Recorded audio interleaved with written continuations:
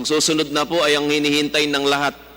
Yung pong pinakamaraming fans dito, si Congressman Marcoleta na po ang susunod. Thank you, Mr. Chairman. Okay, hindi na sumagot, hindi papagamit kay Kong Marcoleta ang natitirang 2 minuto ni Kong Rufus Rodriguez. Next to interpolate will be Congressman Rodante Marcoleta na pinahiram po ng oras ni Congresswoman Acosta, Congressman Inudi, Congressman Jun Datol ng Senior Citizen Party List at Congressman Sandro Gonzales ng mga Marino Party List. Congressman Marcoleta, you have the floor. You're now recognized. Maraming salamat po, Mr. Chair. Halos maglilimang oras na po ang nakakaraan. Siguro po makakapaghintay naman ng mga opisyalis ng ABSCBN para sa ilang mga pagtatanong pa po.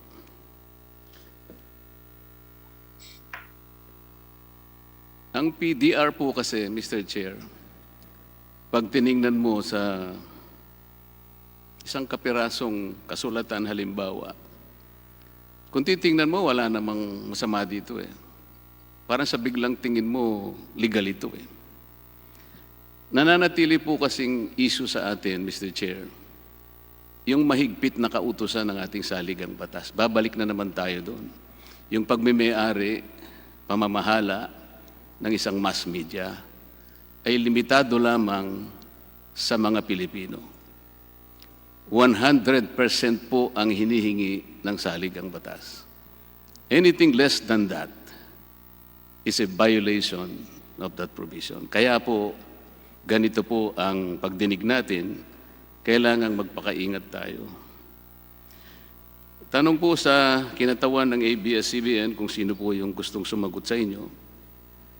Yung mga naunang tanong po sa inyo ng aking mga kasama, at ang iba po ay tinanong nila sa mga namamahala ng Securities and Exchange Commission,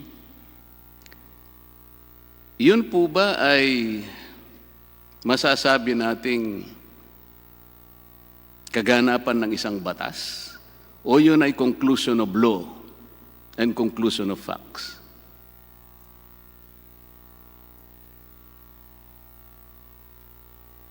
ABS-CBN.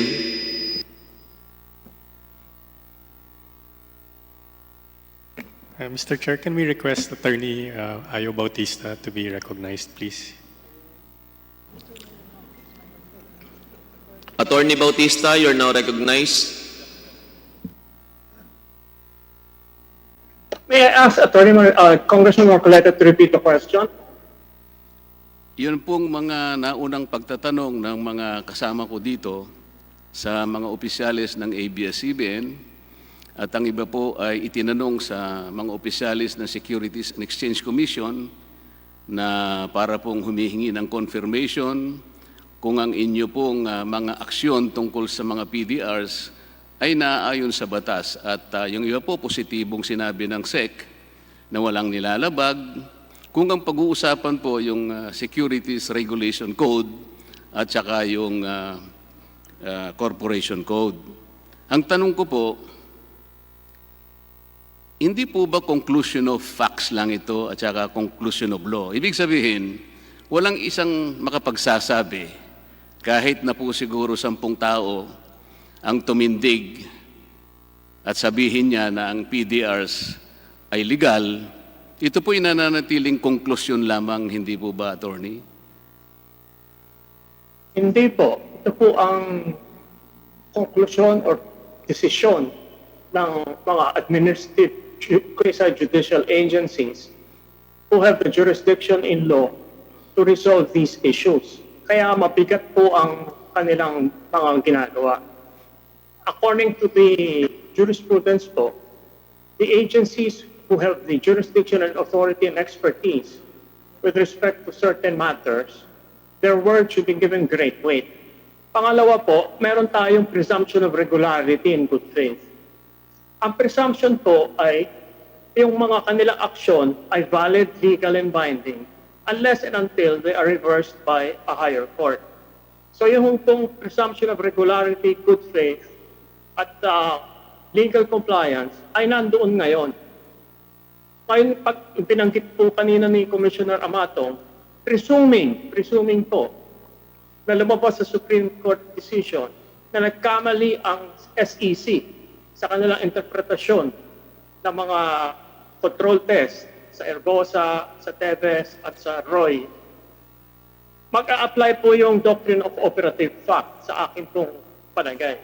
Ang ibig sabihin nun, kung ang isang tao ay umasa in good faith sa desisyon o kilos ng administrative agency, he cannot be held liable for relying on such decisions and actions.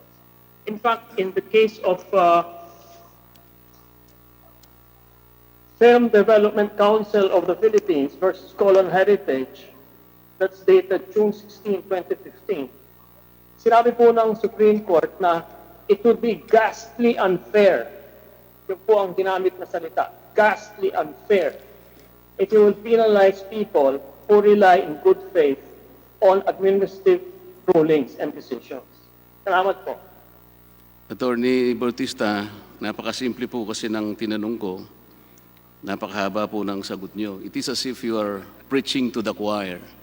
Ang tanong ko lamang po kung ito ay conclusion of law or conclusion of facts. Ang ibig ko lamang pong sabihin, may puwersa po ba ng batas yung halimbawa isinagot ng mga administrative agencies sa mga tanong ng mga kasama ko, pero hindi ko na po ibibilabor yon.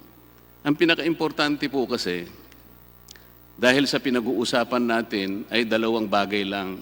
Yung po bang pagmimay-ari at saka yung pamamahala. Kasi po ang sabi po ng inyong mga kinatawan dito sa ABS-CBN, wala naman kang kapangyarihan yung mga may-ari ng PDRs na bumoto Ang tanging ibinigay lang naman sa kanila na karapatan ay yung makakuha ng yung cash distribution. Ang totoo po niyan, nagpapakaingat pa nga sila na hindi magamit yung salitang dividend. Kasi nga, ayaw nilang masabi talaga na stockholders. They are simply holders of PDRs. Talagang inilalayo doon sa usapin na talagang walang control. Ang ibig po bang sabihin, Attorney Bautista, yung po bang paghahawak lamang ng voting rights, yun lamang ang nakakakontrol sa mga aksyon ng isang kumpanya? Doon po sa decisions ng Gamboa at kay Hindi po, Roy wag na po versus ninyong ano pa yung gamboan. Tinatanong ko lang, ang ibig ba nyo sabihin, kumo ang isang PDR holder ay hindi siya nakaboto o makakaboto, ito tanggapin ko muna na hindi siya nakakaboto. Ang ibig po ba niyong sabihin, yun lamang may hawak ng boto ang nakapagbibigay ng kontrol sa isang korporasyon? Yun po ang desisyon ng Suprema, ng Korte Suprema. Hindi ko po opinion yun. Huwag po ninyong gagamitin ng Korte Suprema. Kayo lang mo po ang tinatanong ko Ang ibig, ulitin ko po, napakasimple po nito.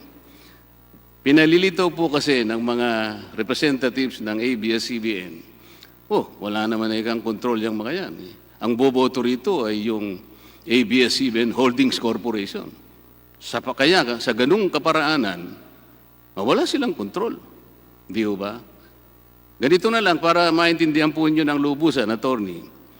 Ginamit po kasing halimbawa ng isa sa amin dito na yung pong Philippine Depository Receipt. Wala kang iniwan yan sa sa ticket ng karera. Bagamat napakasimple po ng pagkakagamit ng paghahalimbawa, Attorney Bautista, gamitin ko na rin po yon. Yung tao na gumamit ng isang nominee para bumili ng ticket, siya po yung may-ari, siyang principal, meron lamang siyang inutusan. Kapag nanalo po yung kabayo po yata ang pinag-uusapan doon yung po panalo, ibibigay doon sa principal. Hindi kukunin nung inutusan na bumili ng karera. Di po ba? Kung loto naman po yan, kahit na po ako hindi tumataya ng loto, Pero naiintindihan ko po yung mekanismo niyan eh. Halimbawa po, Tony Bautista, mawalang galang na po sa inyo. Kunwari lamang po, inutusan ko kayo na bumili ng isang loto ticket. Pero mahigpit po yung tagubilin ko sa inyo na ito pong numerong ito ang inyong gagamitin. Halimbawa, 1, 2, 3, 4, 5. Yan ang itaya mo. Inutusan ko po kayo. Mawalang galang na po. Meron po ba kayong karapatan na palitan ninyo yung ticket na sinabi ko sa inyo? Unang-una po, yung Okay. example na sinite ni Attorney Francis Day. Attorney, hindi po tayo magkakaintindihan kung hindi kayo sasagot eh. Ang kanya pong example ay kabayo. Kaya hindi po Attorney, relevant yung Attorney, binabanggit ganito niyo po. na lotto ticket. Ang sinabi po ni Francis Day, narinig ko sa TV nung interview siya. Mr. Chair, siguro po kakailanganin ko na inyong tulong ninyo. Kabayo. Excuse me, attorney, hanggat hindi po kayo binibigyan ng pagkakataon na sumagot ni Congressman Marcoleta, maaari lang po munang hintayin niyo po na tawagin niya po yung pangalan ninyo. Maraming salamat po. Salamat po. Ang tinatanong ko lamang po sa inyo, attorney, inutusan, kunwari po, inautusan ko lang kayo. Attorney, sabi ko, pakibili mo naman ako ng ticket ng loto. Pero ito yung itataya mo. Itong numerong ito, 1, 2, 3, 4, 5. Halimbawa pong kayo yung nominee ko, kasi po dito may nominee ito eh. Pupunta po kayo dun sa pinagbibilhan ng loto, maaaring pumila pa kayo ron. Pero hindi po ninyo iibahin yung sinabi kong number. Sapagkat ako po ang may control. Ang ibig ko lamang pong sabihin dito, kahit na po ako PDR holder, ako pa rin ang may-ari ng control sapagkat kayo ay nominee lamang. Bakit ko po sinasabi ito? Nabanggit na po kanina yung napakaraming Philippine Depositary Receipts. Nag-umpisa po kayo ng September 1999. 132 million PDRs. Bago nga po magsara yung offering nung panahon na yon, yun pong Lopez Incorporated, nag-transfer po siya ng 130 million common shares ng ABSCBN. Ganun po kasi yun eh. Tama po yung mga pinag-uusapan kanina. Ang isang PDR may katapat na isang common share ng ABS-CBN. Pwede ko bang itanong muna sa inyo, ano po ba yung nature nung, paano po ba na-record yung initial issuance ng PDRs ng ABS Holdings? Paano po na-records sa libro ng ABS-CBN Holdings Corporation? 130 million ABS-CBN common shares. May I know as to how that particular issuance or transaction recorded in the books? Kaya po nung sinabi earlier, yung pong may-ari ng common shares na yun ay ABS-CBN Holdings. So, Alam ko po yun, attorney. Ang sinasabi ko, paano na-record yun? Equity or income? shares po yun eh. Hindi po. Alam ko nga po yun. Pero ang isa pong PDR ay katapat ng isang share. Nag-transfer po ang Lopez Incorporated the same number of shares. 132 million PDRs corresponding or relating or underlying 132 million shares. Yung initial issuance po ng ABS Holdings Corporation, paano po na-record sa libro? Mr. Chairman. So, Mr. Chairman, Yes, sino po yung... Mr. Chairman, I Yes, can answer that Attorney question. Kiason. Mr. Chairman, noong 1999 ho, yung Lopez Inc., tinransfer ho yung shares to ABS Holdings Corporation. Pagka-record ho noon ay asset ng ABS Holdings Corporation. Asset po. Yes. Ibig sabihin, capital, di ba? Asset, equity. Yes. Oh. Hindi ho equity dahil Hindi po. inassign ho. magiging ganun po yung katuturan niya. Bakit po? Kasi po kung i-declare nyo na income, okay, tatanungin ko kayo, kung nagbayad kayo ng capital gains tax, sasabihin nyo siguro sa akin, hahanapin ko yung pagbabayad nyo sa BIR. So kung i-consider po ninyo na equity yun o kaya capital, walang iniwan po din yun sa isang taong nagmamayari ng isang common share. Ito po ngayon yung ano dyan. Kaya po natin hinihimay ito. Sabi nga natin, dalawa po kasi ang test ng control, attorney. Kayo na po ba yung sasagot? Tayo po itinuruan sa isang desisyon ng Korte Suprema. Ito po yung case ng Nickel versus Redmond. Na doon ay sinabi ng Korte Suprema, dalawang uri ang pagtutuos ng control. Yung control test, ito po yung situs of control. Madali po yun eh. Kukunin lang po lahat ang shares ng ABS-CBN. Titingnan ng mga pangalan, kung lahat po Pilipino, wala na pong problema yon. Pasado po kayo sa saligang batas. Ano po yung pangalawang test? Kayo na po sumagot. What is the second test? ABS-CBN. Attorney, kayo po, ma'am. Would like Attorney Ayo Bautista to answer that question. Romuald Padilla. Congressman Marcoleta, available din po dito ngayon yung SEC General Counsel. Baka gusto niyo pong tanungin. Mamaya na po siguro, Mr. Chair, kasi po, sayang po yung pagkakataon Sige po. na nandito. ABS-CBN, isa po sa inyo, kung maaari po sumagot. Dalawa po yung test. Alam po ninyo ito, corporation law lang ito eh. Yung pong unang test, walang problema ron. Yung situs of control. Napakasimple nun. Titingnan po natin yung mga shares of stocks. Iisa-isayin po natin. Walang problema, puro Pilipino, Mr. Chair. Walang sasabit doon sa 100% Pilipino. Ano po yung pangalawang test na itinuro sa atin ng Korte Suprema? Nickel versus Redmond. Hindi po nyo kabisado? Ito po yung grandfather rule. Gagamitin po natin yung grandfather rule kapag merong agam-agam. Pag merong pagdududa, kinakailangang makita sino talaga ang may-ari. Ito po yung konsepto ng beneficial ownership. Tama po ba? Ito po kasi ang pinaka-gist ng ating pinag-uusapan ngayon. Wala pong pagtatalo, ABS-CBN is a mass media company. At sa ating saligang batas, talagang mahigpit ang kautusan, 100%. Alam po ninyo, ngayon po kasi modernong panahon, modern technology, inaamin naman po natin na lumaganap ang maraming mga financial instruments.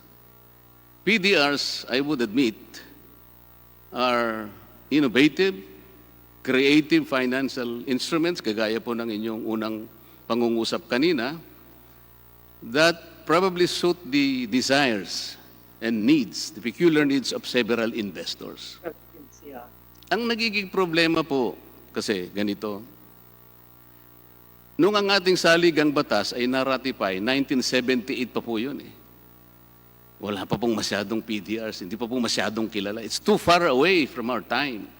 Kayo nga po ang nagsabi kanina na kayo po ang nagpauso nito eh. Hindi po dahil sa creative ito or very innovative, hindi na kailangan nating suriin. Kasi nga mahigpit po yung tuntunin ng saligang batas. Kinakailangan merong pamantayan kung talagang ito ay hindi nakaka-circumvent ang saligang batas. Ang PDR po sa kanyang unang tingin, walang masama doon. Lalong-lalo na po doon sa mga korporasyon na hindi naman hinihingi yung 100%. Meron po kasing korporasyon, attorney, 60-40. So, meron tayong allowance sa mga banyaga, 40%. Sa advertising naman, 70%. Ganun po eh.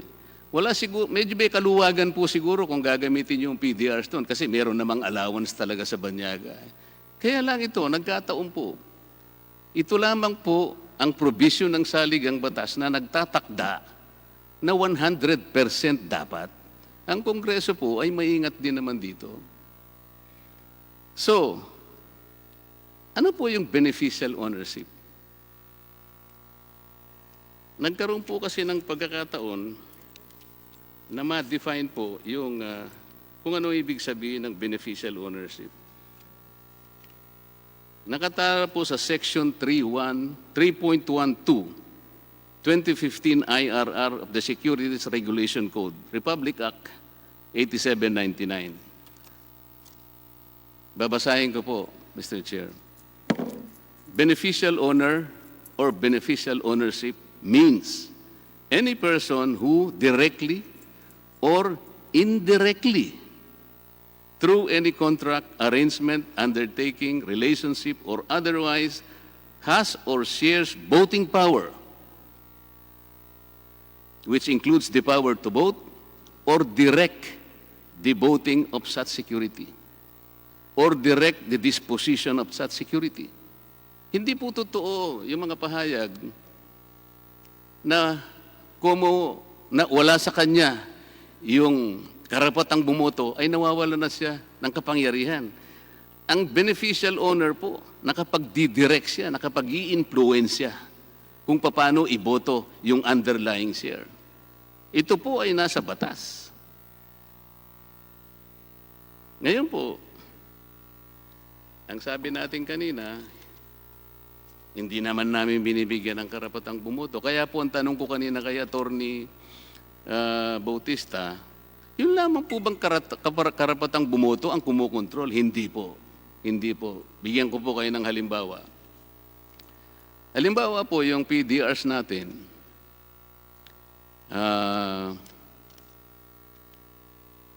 Hindi ngayon, meron kayo halimbawang gagawin na isang fundamental decision. Mangangailangan po kayo ng, under the Corporation Code, mangangailangan kayo ng at least 2/3 ng outstanding stocks ng ABS-CBN. Kung nagkataon po yung mga PDR sa halimbawa, bigla ngayong nag-exercise ng right to dispose yung may-ari nito. Pero wala namang gustong bumili. Nangyayari po yan.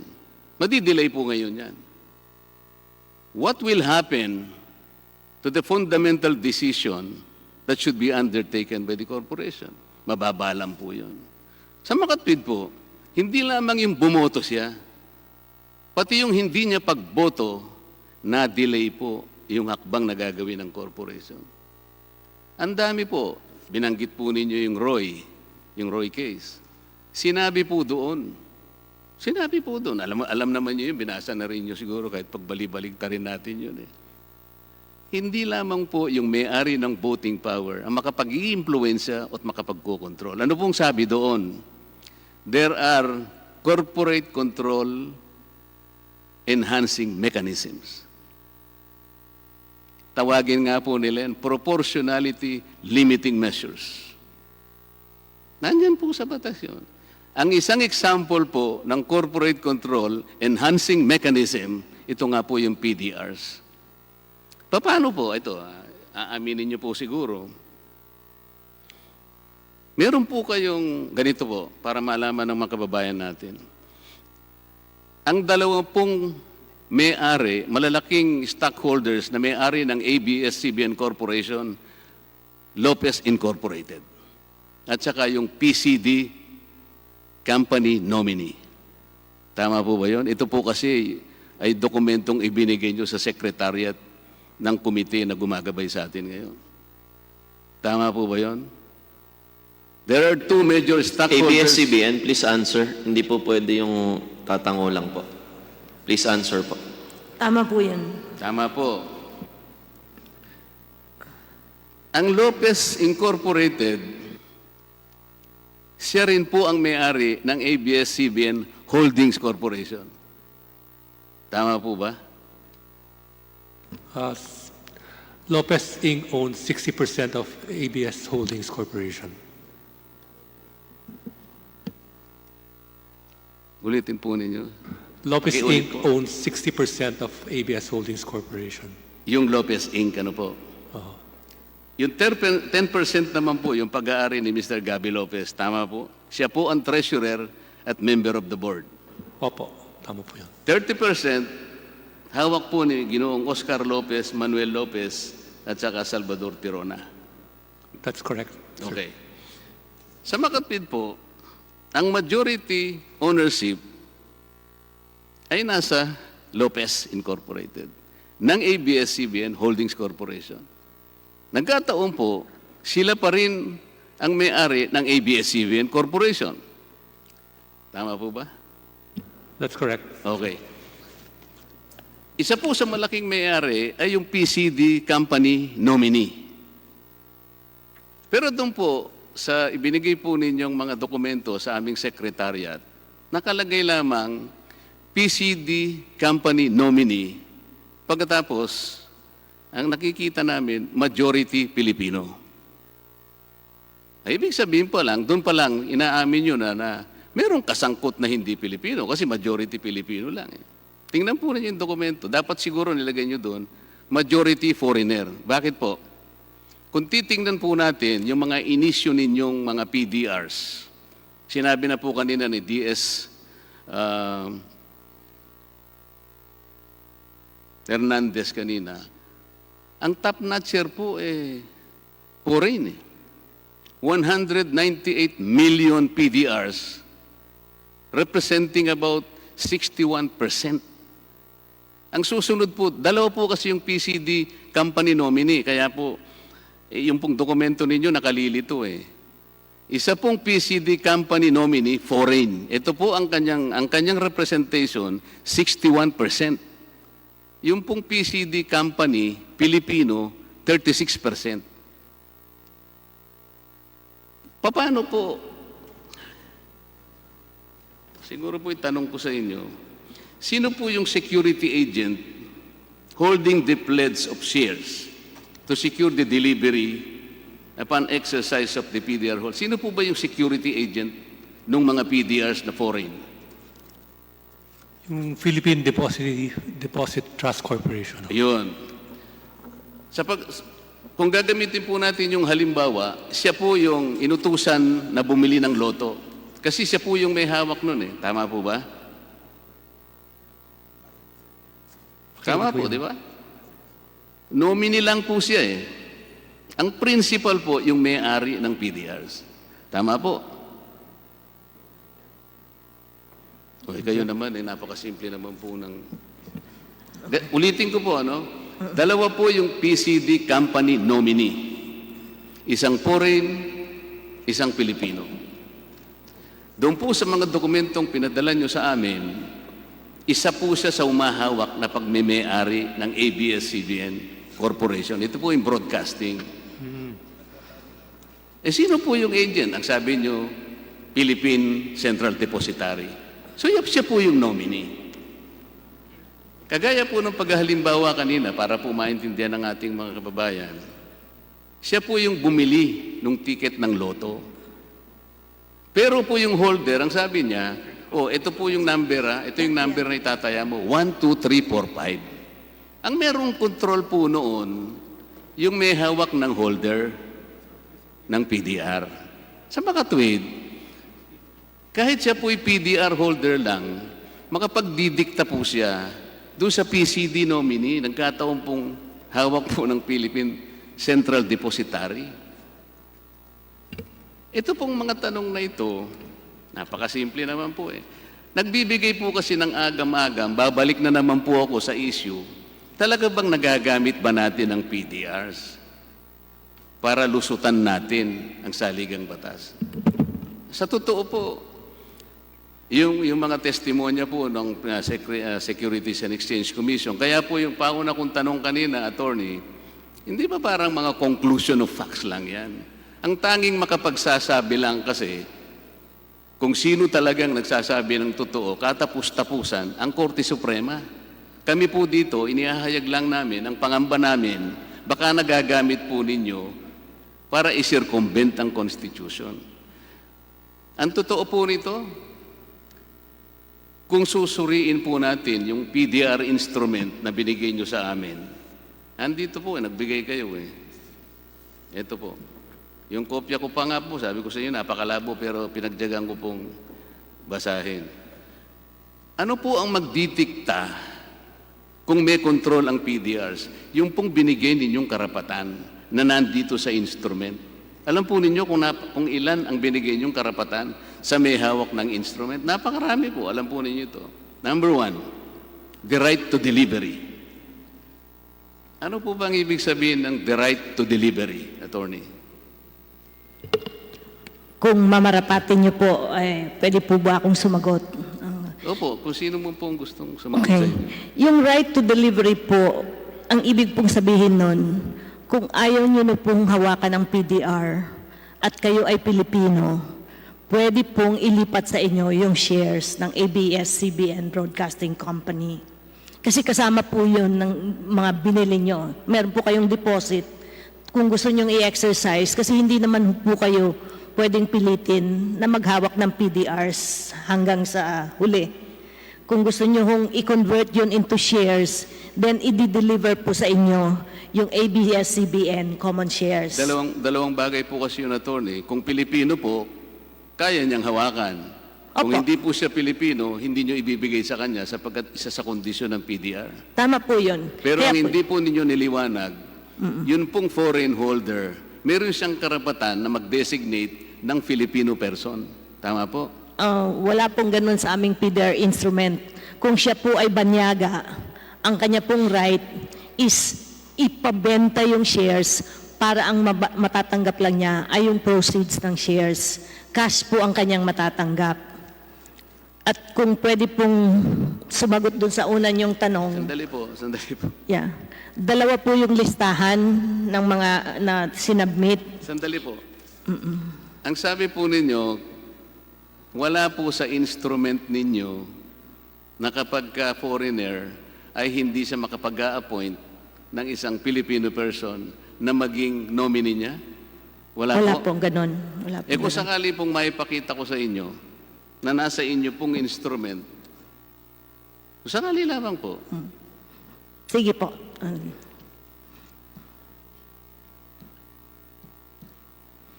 ito po yung ano po sa item, nagbigay po kasi kayo ng isang sample ng PDR instrument.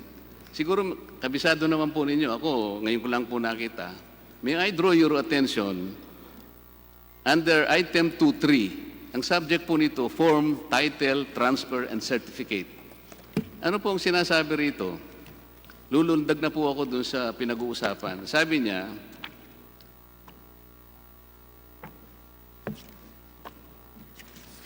sandali po, hindi po pala yun. Nagsamali ako. Dito po sa page 29 po, nung prospectus ninyo accompanying the statement. Ano po? Meron po kasi kayong ABS-CBN 2014 registration statement. Kasama po yon ay yung prospectus. Sa page 29 po ng prospectus na yan, ganito po yung sinasabi.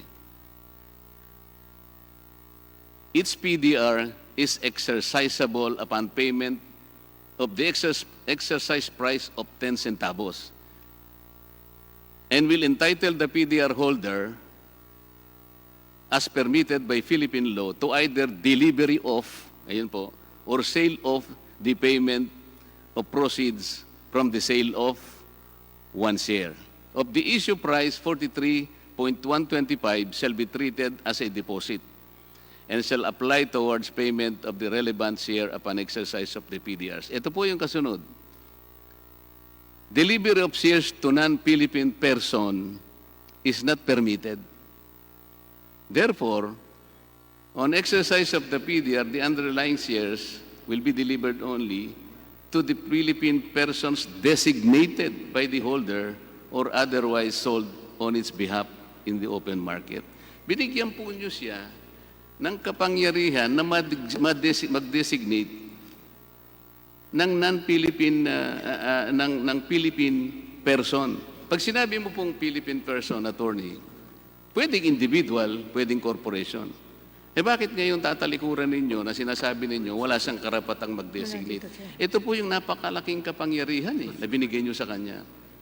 Magiging isang instrumento po ito para i-circumvent ang saligang batas sa dami po ng kapangyarihang binigay ninyo. Kung babasahin po ninyo itong instrument na binigay nyo, ang title nga po nito ito po, Philippine Deposit Receipt Instrument, ABSCBN Holdings Corporation. Dito pa nga po, may karapatan po yung holder. Mr. Chair, naririnig po ninyo? Siguro po mamaya na po kayo Hindi po. mag-confer ng note. Para po, Pagpaumanhin niyo po. ganito po. Hindi nga nakita nyo po, meron. So, sa makatwid, tama po ako. Meron pong nakasulat nga dito. Meron po pala, no? Mabuti po. Dapat po tinitingnan. Ako ngayon ko lang nakita po Pero kayo, kayo po nagpasimula nito, dapat alam po ninyo ito. Opo. Ngayon, nasaan na ba ako? Isa pa pong kapangyarihan na binigay ninyo sa may-ari ng PDR. Binigyan po ninyo siya ng kapangyarihan na sa English po kasi, to vary and modify the rights of the holder. Ito po yung talagang nakapagbigay sa akin ng iba yung parang pagkabahala. Bakit po ganun? Nakalagay rito, by way of an extraordinary resolution, the PDR holder can vary and modify their rights depending on several eventualities. Ito po ba sinuri ng Securities and Exchange Commission? Kanina po, yung mga tanong ng mga kasama ko, inapprove pala ng Securities and Exchange Commission. Ibig sabihin, pag inapprove yan, talagang may primary jurisdiction, ganito po yan. Ang ibig po ba niyong sabihin, attorney, nung inapprove po ng Securities and Exchange Commission, tiningnan din po ba niya kung yung PDR ay maaring nakapag-circumvent ng saligang batas? Tiningnan ba ng SEC po yun? Yun po ba yung inyong assumption? Yan po ang aming assumption kasi lahat po ng mga dokumento at lahat ng mga requirements, pati po yung PDR instrument at lahat ng kailangan i-disclose, dinisclose naman po namin sa Securities and Exchange Commission. Yun po yung assumption ninyo. Yun po. Ngayon, yung po kasing pagbabari or modification of rights upon the existence of some eventualities or contingent conditions, mangyayari lamang po yun pagkatapos na approvein yung PDR para i-offer na ninyo. So, lalabas po dito, hindi kailanman malalaman ng Securities and Exchange Commission kung ano yung mga rights na babaguhin at ano-anong mga conditions na magti-trigger kung bakit binago yon. Wala na pong alam doon ang Securities and Exchange Commission. Hindi po niya kontrolado yon.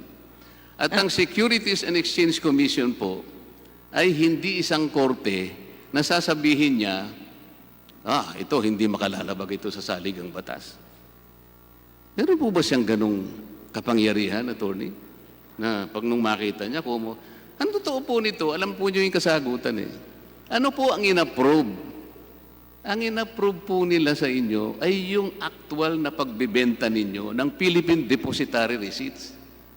Wala pong kinalaman doon yung determination kung meron man, kung ito'y nakalabag sa saligang batas. There was no determination on the part of the Securities and Exchange Commission to look into whether or not some kind of circumvention has been done. Why? Hindi po kasi trabaho ng Securities and Exchange Commission yun Sukat na, ma-erase-through nila, nailagay po sa tamang mga requisite na hinahanap ng Securities and Exchange Commission, sabi niya, okay na yan. Pero hindi po niya titingnan. Hindi siya lalabas sa 4 na sulok ng PDRs na yan para lamang sabihin sa inyo, constitutionally, tama po ito. Wala pong ganon. Ang totoo po niya, attorney, kung halimbawa naniniwala kayo sa assumption ninyo na tama lahat ito, nakita lahat ng Securities and Exchange Commission. Pero, kayo na rin po siguro ang dapat na tumingin dito sa inyong mga dokumento, may mga disclaimer po. Ito po. Doon pa lamang po sa Securities Regulation Code, ang sabi niya, Section 12, the Securities and Regulations Code, ito po, 12.7, Madam. Any untrue statement or fact, ulitin ko po, any untrue statement of fact or omission to state a material fact required to be stated herein or necessary to make the statement therein not misleading shall constitute fraud. O sa mga tweet, hindi sinasabi ng, yan ay complete na tama yan. Nilalabas ko ang sarili ko dyan. Sabi po ng dito pa lang sa batas, dito pa lang sa pagre-rehistro ninyo. Ang sabi pa po rito, ito po nasa first page po ng inyong prospectus. Dated January 6, 2014, which accompanied the 2014 registration statement of ABSCBN. Ito po yung nakasaad mismo. The Securities and Exchange Commission has not approved the securities or determined if this prospectus is accurate or complete. Any misrepresentation to the contrary is a criminal offense and should be reported immediately to the Securities and Exchange Commission. Bakit po merong disclaimer na ganito? Abay, nilalabas din siyempre ng Securities and Exchange Commission ang sarili niya. Maring nagkamali siya. Tama po ba, Attorney? Kung pwede ko po lang hong linawin. Yung pong... Hindi, tanong ko po sa inyo, ito po bang pagkakaroon ng disclaimer na to, hindi nangangahulugan na hindi sapat na inapprove yung sale? Sapagkat maring merong siyang hindi nakita. Kaya meron siyang disclaimer. Kaya wag nating sasabihin na pumasa sa lahat ng aspeto, lalong-lalo na po kung pag-uusapan ay yung ating saligang batas. Hindi po ba ganoon ang ibig sabihin ng disclaimer? Ang review po kasi ng Securities and Exchange Commission, pag nag-apply po kayo for registration, talaga kung hinihimay nila lahat ng mga disclosures doon. Yun nga po. Kung meron wala man pong misrepresentation. Hinimay nga nila, pero nagkaroon sila ng disclaimer. Ang ibig sabihin nito, hindi sapat na tingnan lang nila. Maaring merong pagkukulang, marong hindi nakita. Opo. Sabi nga po natin, ganito eh. Ang pagkukulang po niyan ay usually sa factual issues po.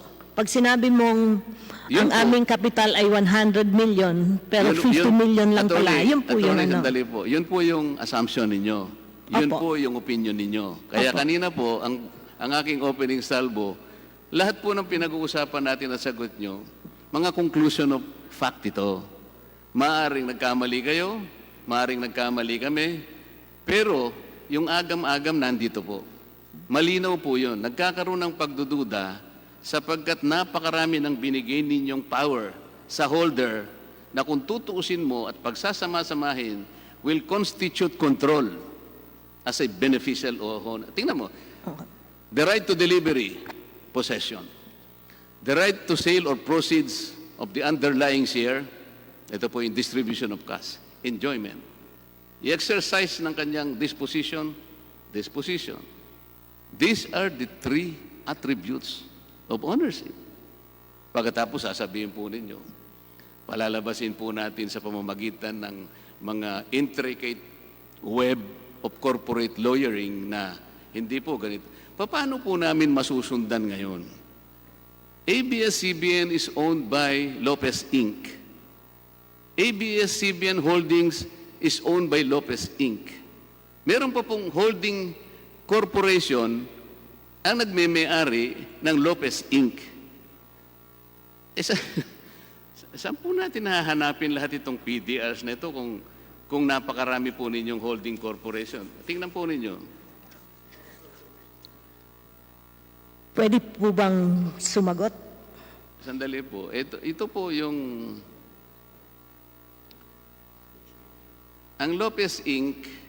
ngayon ay pag-aari na naman ng isang holding companies of Mr. Eugenio Lopez Jr., Oscar M. Lopez, Manuel Lopez, Presentacion Lopez, Sinakis. 4 na kumpanya na naman po ang may-ari na naman ng Lopez Inc. Isa po ay Creslo Holdings Corporation, majority Filipino. Ito po yung sinabit niyo sa Secretariat. Mantes Corporation, majority owner Filipino. Tigto 29.10% po itong dalawang ito. Dito pa lamang po, makikita na po yung pag-aalinlangan. Bakit majority Filipino? 29.1%,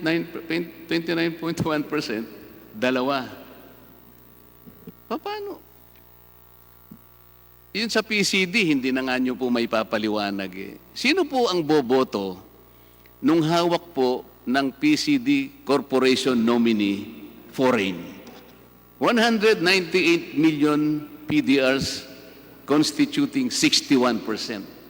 Sino po ang boboto nung underlying shares nun? Okay. Kung pwede pong bumalik doon sa PCD nominee, dalawa po yung listahan na isinubmiti namin. Yung isa pong listahan, ang listahan ng shareholders ng ABSCBN Broadcasting Company. Kung makikita niyo po dyan, wala pong PCD nominee na non-Filipino. Yung isa pong listahan, yun po ang listahan ng PDR holders. Kaya po merong PCD nominee kasi po yung shares nakadeposit sa kanila at nagbenta ng mga PDRs both to Filipinos and non-Filipinos. So ang restriction po natin is on the mass media company. At yung sa mass media company, kung titignan niyo po ang listahan, lahat po yan ay Pilipino.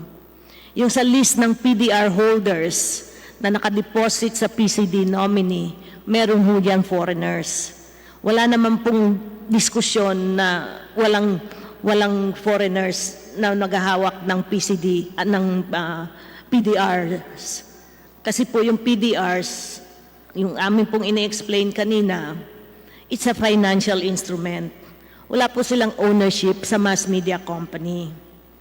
Alam po ninyo, attorney, ganito po yun eh. Kahit na po sabihin natin 1,000,000 beses na wala silang ownership, conclusion pa rin po yun.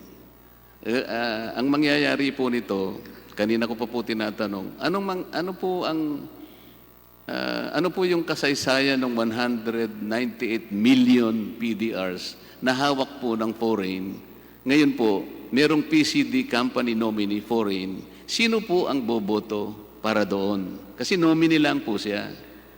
Kung ang tanong niyo po ay kung boboto sila sa ABS-CBN Broadcasting Company, hindi po sila bumoboto. Ito pong listahan na to na may PCD nominee, yan po ang listahan ng mga PDR holders. So kung tatanungin niyo ang botohan, yun ang botohan ng mga PDR holders. So wala pong kinalalaman yun sa ABS-CBN Broadcasting Company. Kanina pa po natin pinagtatalunan yung tungkol sa control. Halimbawa po, gusto niyang i-exercise yung right to dispose. Foreigner po siya. Siyempre po, hahanap kayo ng bibili, hindi po ba, attorney? Opo. Nagkataon po, wala pang bibili. Nangyayari naman po yun eh. Sa dami po nun. Hindi ko po kasi alam kung ang magti-trigger nun, yung mismong may hawak ng PDR o may kinalaman din yung ABS Holdings, ito po yung napakalabo eh. Dahil nga po sa web ng inyong layering, ito po yung mahirap na tuntunin. Kaya po nahihirapan tayong ganito, napakarami po nung layering ninyo, kaya lumilitaw po talaga, hindi natin matukoy talaga kung nagagamit na circumvention ito, hindi. Dapat kasi linawin natin. Ngayon, wala pong bibili. Nagkataong 198 million PDRs po yun, representing 61%. Ang tanong po kanina, kung halimbawa, gagawa po kayo ng isang fundamental action, corporate action, madi-delay po pati yung action na gagawin ninyo. Sapagkat na-delay po. Kahit hindi siya bumoto, yung hindi niya pagkakaboto dahil yung hindi niya pagkakabenta, na-delay po yun, hindi naman po kayo makakagawa without the 2/3 outstanding shares po na nire-represent ng PDR. Yun po yung magulo doon. Kaya malinaw po rito, kahit sabihin po ninyong wala silang controlling sa pamamagitan ng pagboto, yung hindi po niya pagboto o na-delay niya yung pagboboto, control din po yun eh. So ang malinaw, nakaka-control din sila sa management. Malinaw po yun. Yeah. With due respect po, Your Honor, yung hindi po pagboto ay karapatan din po ng shareholder. Tama po yun. Tama po yun. Pero ang sinasabi natin, na-delay po yung action ng nagagawin under, for example, I'm referring to Section 6 of the Corporation Code. Tama po yun? Yeah. Na-delay ngayon ng sabihin nating 3 buwan. Hindi nyo nagawa yung dapat ninyong gawin. Hindi po ba na-control niya? Na-control niya. Kasi maaring, ito po yung medyo mahirap po. Ang tinatanong ko kanina, sino po yung security agent? Sabi po ninyo, yung PCD. Sila po ang security Philippine agent Central ng Depository. PDRs. Oh. Sila po yung may hawak ng pledge of shares, Opo. di ba? Para ma-secure po yung delivery upon the Opo. exercise, di ba? Ano po yung nature at saka extent ng obligasyon ng security agent? Yung security agent po ay siya lang naghahawak ng shares na underlying the PDRs. Ang pagbibenta po, ibig niyo sabihin, walang impluensya po yung may hawak nun?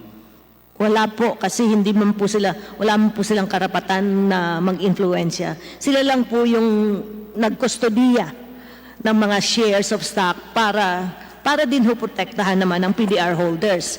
Kasi kung yung shares naman madidissipate, mawawalan po din ng rights ang mga PDR holders. Sa Congressman, lamang po yun, Deputy Speaker nangyayari. Marcoleta, pwede po bang ibigay nyo na po ang inyong huling katanungan para po mapagbigyan ng daan yung linya po ng pagtatanong ng susunod natin na magtatanong na si Congressman PD Barsaga. Sabi po ni Congressman PD, bibigay po niya sa akin yung panahon niya. Umiiling po si Congressman Barsaga. Well, I have been waiting for so long. So I will be waiting for the moment that my time will come. Although I was here as early as 12:30. Sige po, huling katanungan po, Congressman Marcoleta. Mr. Chair, hindi po ako matatapos siguro kahit nabigyan. Siguro po mga 15 minutes po baka kaya ko pong tapusin.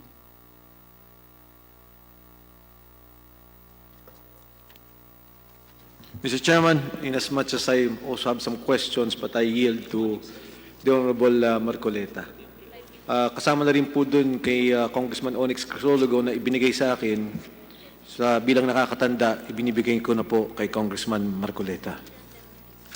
Maraming salamat, Vice Chairman Mark Defensor. Additional 10 minutes para kay Congressman Marcoleta. Salamat po, Mr. Chair. Salamat po, Congressman Mike Defensor.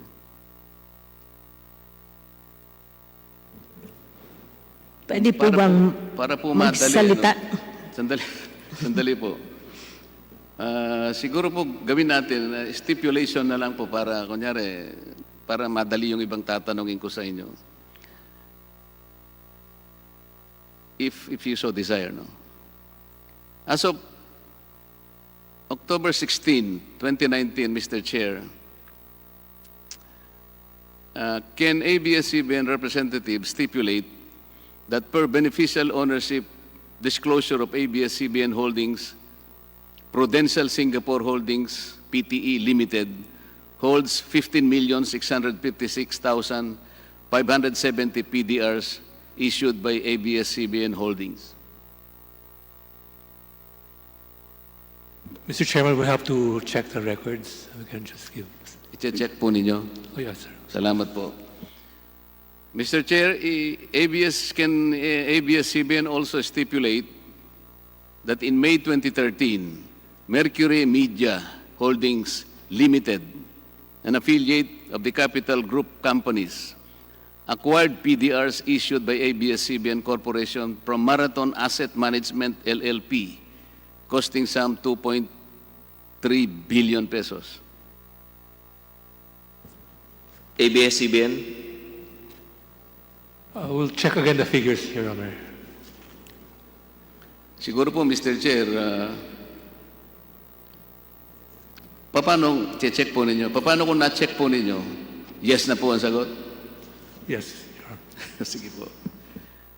Mr. Chair, will ABS-CBN also stipulate further that in June 2013, a U.S.-based fund, Capital International Private Equity Fund, acting through Mercury Media Holdings Finance, subscribed to some 2.5 billion pesos worth of PDRs from ABS-CBN Holdings? Mr. Chairman, we'll also look at the figures and verify it and then certify.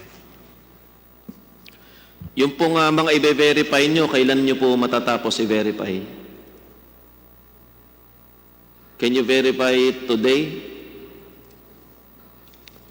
Baka mahirapan ho kami today.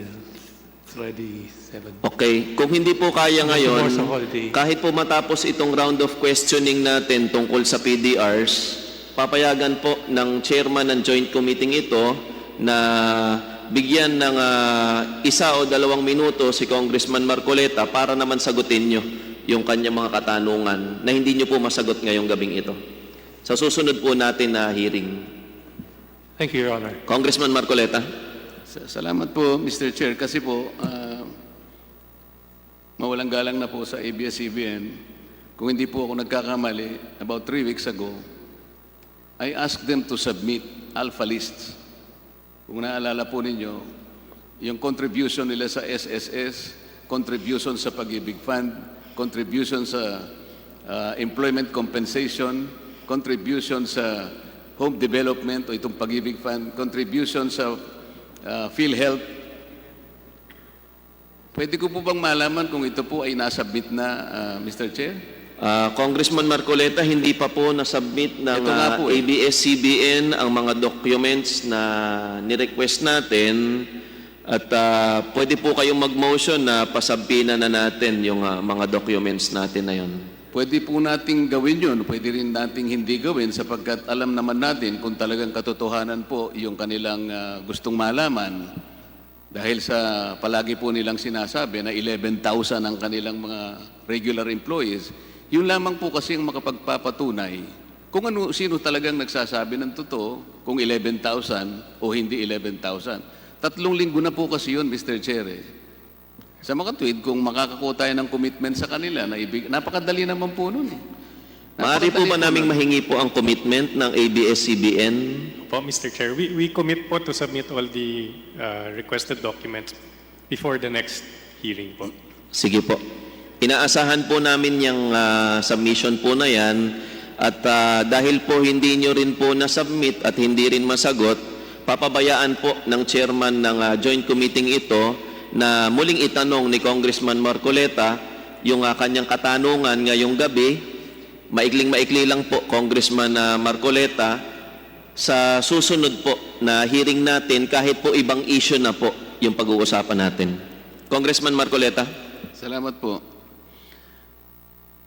Sinasabi po ninyo kasi na palaging walang control. Hindi naman kami nagbenta, hindi namin binigay ang ownership sa mga foreign holders ng mga PDRs.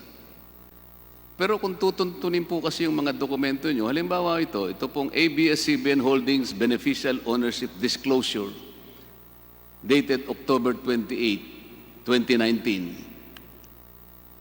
Ito po yung admission ninyo eh. The PDRs unlock the share value of ABS-CBN Corporation, allowing foreigners to participate. Sarili po ninyong disclosure ito eh. Ulitin ko po.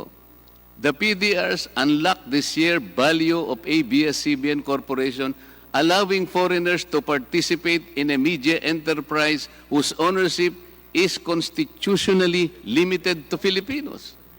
Kayo na po nag-admit ito. Hindi ko naman po salita ito. Kinuha ko lang po dito sa... Ito, kayo po may papel nito eh. Paano hindi... Nandun po yung pagdududa. Nandito po yung agam-agam. Hindi ko po sinasabing ako po yung tama. Wala pa pong makapagsasabi nito sapagkat sa tamang panahon po ito, maring dumating po sa Korte Suprema, sila po ang may final say dito. So, isa-isa po pinakikita ko sa inyo, inarmasan po ninyo yung PDR ng napakaraming kapangyarihan na kung saan manggagaling po yung kontrol hindi ko naman po kayo masisi. Siguro wala naman pong bibili na PDR sa inyo kung di naman sila bibigyan ng ganitong mga karapatan. Ganun din po yun Ginamit po nyo yung PDR para tumaas po yung share. Ang problema, it will also achieve the twin evil na, you are allowing also the foreigners to participate in a media enterprise whose ownership is constitutionally limited to Filipinos. Kayo po nagsabi nito. Hindi po ako. Ganito po, Mr. Chair. Ang ano po kasi, ang ABS-CBN is a publicly listed corporation. Tama po yun, attorney, di ba? Tama po. Kapag publicly listed company, nakapagbebenta po kayo ng mga shares sa ating mga kababayan. Tama naman po yun, di ba? Tama po. Ito naman po ay isang legal na pasilidad na ipinagkakaloob ng batas. Kung sana po, yun na lamang sana yung ating paraan. Ang nangyari po kasi, bigla ngayong in-introduce nyo yung PDRs. Naintindihan ko na po because we should be able to take advantage of modern technology. And in the new financial market, we should be able to introduce creative and innovative financial instrument that would probably meet the peculiar needs of investors.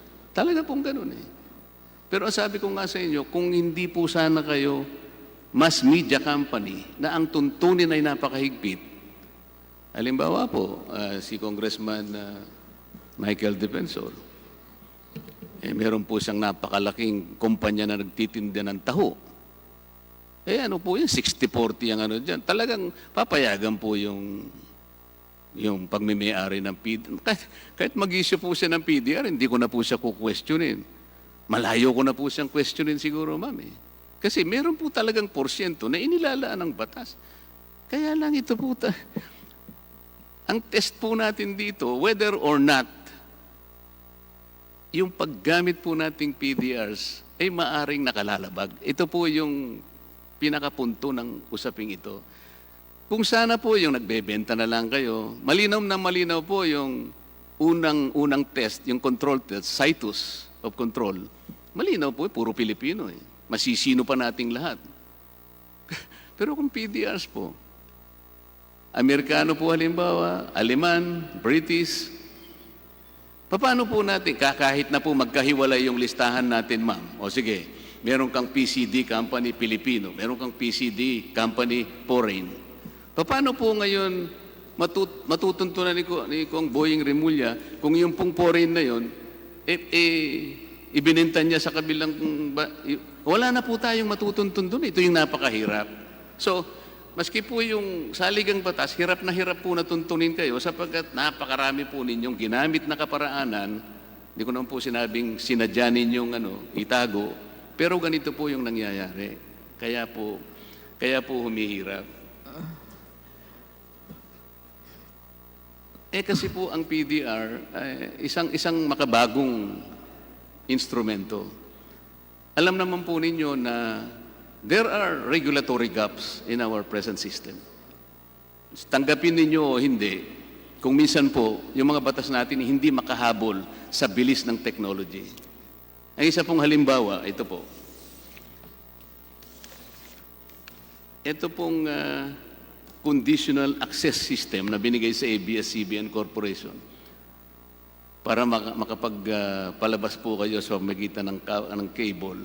Ang sabi po ng NTC sa inyo, huwag muna kayong gagamit, sabi niya, ng isang cable channel hanggat hindi kami nakagagawa ng kaukulang tuntunin para i-regulate ito. Sinulatan po kayo ng NTC. Pero sa kabila po nun, pinagwalang bahala ninyo, tinuloy pa rin ninyo, ano po ang gusto kong palabasin? Nauhuli po yung talagang ganun po napakabilis ng technology So, maski dito po, mabilis po yung pag-create natin ng mga financial instrument, hindi makahabol ang ating regulatory system.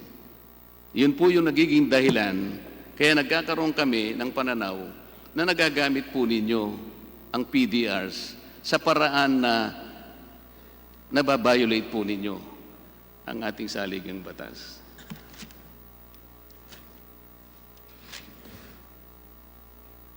Doon po sa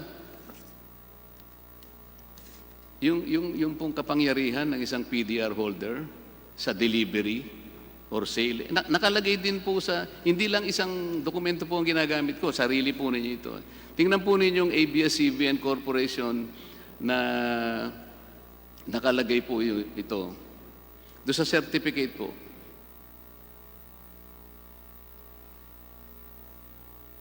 Nakalagay po sa PDR certificate ito mismo eh. This certifies that blank blank blank is are registered holders of the Philippine deposit receipts contained herein and is are entitled upon the payment of the exercise price of 10 centavos per share or such amount as may be adjusted herein in accordance with the terms of the PDR instrument to the delivery or sale of one existing share of stock of ABS-CBN Broadcasting Corporation for every one PDR held. Yun po ay possession, di ba? Ito naman po sa, yung right of delivery, nandito pa. Pwede po sumagot. Ito po, bago niyo po sagutin, meron pa pong isang pinagbabatayan. Dito po sa inyong PDR instrument under item 2.3, ito po yung sinasabi ko sa inyo. 2.3 Form Title Transfer Certificates. Upon exercise of the PDR exercise rights, the shares delivered or sold shall be lodged with the PCD unless and until the exercising holder, in case of delivery or subsequent transferee, in case of sale, request for upliftment into registered stock certificate evidencing shares. Napakalaki po ng mga kapangyarihang binibigay nyo. Paano po ninyo ipaliliwanag yung binigay nyong kapangyarihan na pagkatapos po ninyong maibenta yung share, binigyan nyo ng karapatan yung holder na baguhin yung karapatan na nakasaad doon sa pamagitan lang ng isang extraordinary resolution? Nandito po eh. Kung mamarapatin niyo po, yung pong extraordinary resolution na yun ay hindi po extraordinary resolution ng ABS-CBN Broadcasting Company. Yun po ay extraordinary resolution ng mga PDR holders. Kasi po, yung in-explain namin kanina, yung relationship ng PDR holders at ABS-CBN Holdings Company ay contractual po. So alam niyo naman po na pagkontrata, both parties can agree to change the terms on the basis of contract. Wala pong pakialam doon ng ABS-CBN Broadcasting Company. At yung mga nasa PCD nominee po na nasa kustodiya nila dahil sila ang mga underlying shares ng PDRs, ang bumoboto po niyan ay ABS-CBN Holdings Corporation, hindi po PDR holders. In no way po sila pinapayagan na bumoto. At yung ini-stress nyo po na delivery or sale, ang in-explain ho namin, delivery to Philippine nationals kung sila ay entitled, in which case, i-deliver ng ABS-CBN holding sa kanila yung share upon exercise of the right. Kung hindi po sila qualified, as in the case of foreigners, then ang kanila po ay yung sale. Ibebenta po yung shares at yung pera lang po ang mapupunta sa banyagang naghahawak ng PDRs. So, medyo magkaiba po sila. Naunawaan po natin Final yun. statement, Deputy Speaker Marcoleta. Final statement na po at sumobra na po kayo sa oras, pero bibigyan ko po kayo ng 3 minuto sa susunod na hearing bago po tayo lumipat sa panibagong issue. Salamat po. Hindi po nangangahulugan na natapos na po. Meron pa po kasi akong konting itatanong, Mr. Chair, pero if I am allowed a little time, to summarize, ang pagdinig po natin sa mga PDRs o Philippine Depositary Receipts ay para lamang matingnan nating mabuti kung itong mga financial instruments na ito ay nakalalabag sa tuntunin na itinakda ng ating saligang batas tungkol sa pagmemayari o pamamalakad ng isang mass media. Napaka-importante po nito, Mr. Chair, sapagkat sa panahong ito, makabagong pamamaraan po para mag-raise ka ng capital, kukunti ang risk. Tama naman po yun, kagaya ng opening statement po ni Attorney, convenient po at saka beneficial ito eh. But no matter how creative it is, no matter how innovative that financial instrument is, it is incumbent upon us to see to it that the constitutional provision on ownership, it is actually a constitutional injunction against ownership of foreigners sapagkat talaga pong 100% ang hinahanap ng ating saligang batas. Kailangan po kasi nating mapangalagaan yon. Kagaya po nung nalalaman ng lahat, ang sabi nga po nila,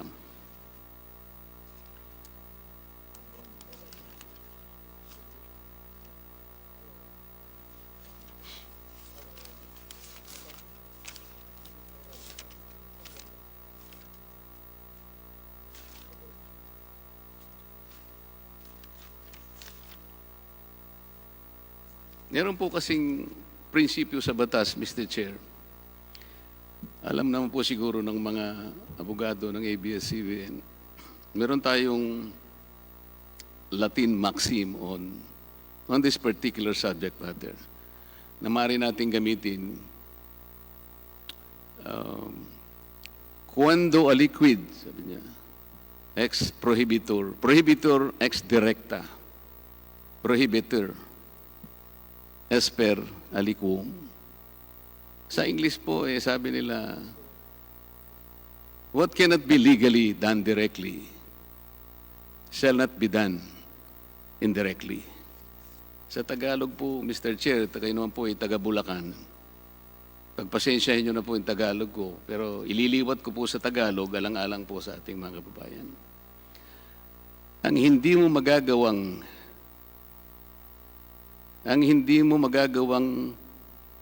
hindi ganito po. Pasensya na po, ano po. Ang hindi mo direktang magagawa na walang gusot, ay huwag mong idaan sa pagpapalusot. Salamat po, Mr. Chair. Hanggang sa ibang araw para makapagtanong naman ako. Maraming salamat, po, ABS-CBN. Deputy Speaker Marcoleta. Next to interpellate,